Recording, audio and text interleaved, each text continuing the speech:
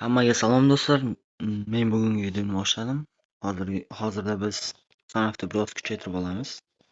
Nima uchun desanglar, mana bu yerda Messini olmoqchiman. Messi chiqib qoldi. Messini olib, uni ham birga full qilishim kerak. Shuning uchun ham san'atni biroz kuchaytirib olishim shart.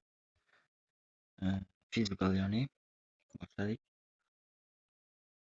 Staminaga qo'shilyapti.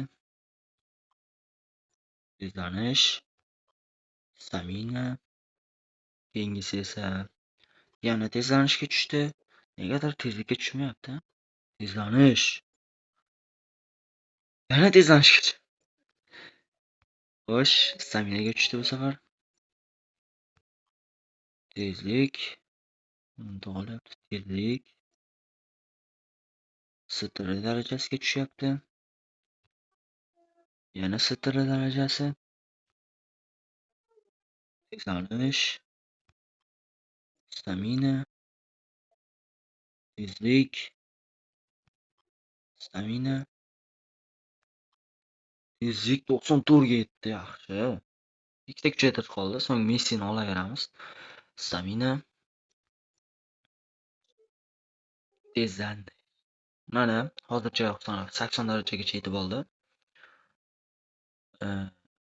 Ozgina kuchaytirib oldik, ya'ni hozir Messini olib yana fizikalni tugatib qo'yamiz.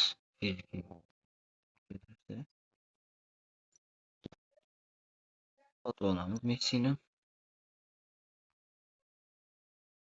Lionel Messi. Yaxshi.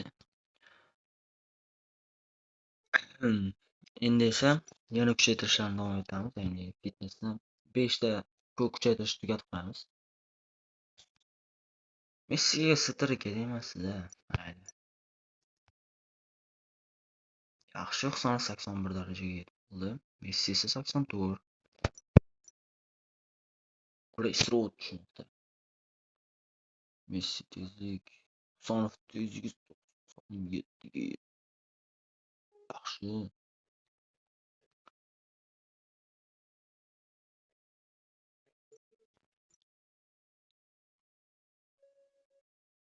Husanov tezligi 99. Birinchi bo'lib tezlikdan yutib chiqadi o'zi doim.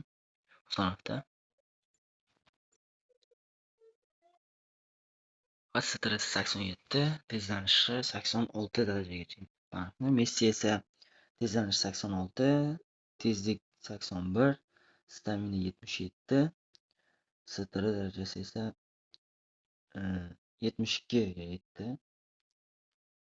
Hozir biz olmos yetmaydi Husanovni qo'shishga. 3 ta kuchaytirish ishlatammikan? 3 ta kuchaytirish ishlatamiz ko'p. Husanov ajoyib darajaga yetib olyapti. Yana bitta. Bo'ldi. So'nggi kuchaytirish edi bu.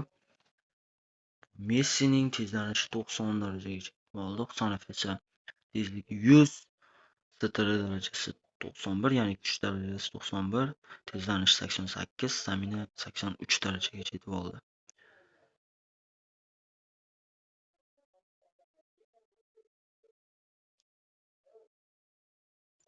Yaxshigina kuchaydi. Messi bilan Husanov, ya'ni Husanov yaxshi kuchaydi. Messi ham yaxshi kuchaydi.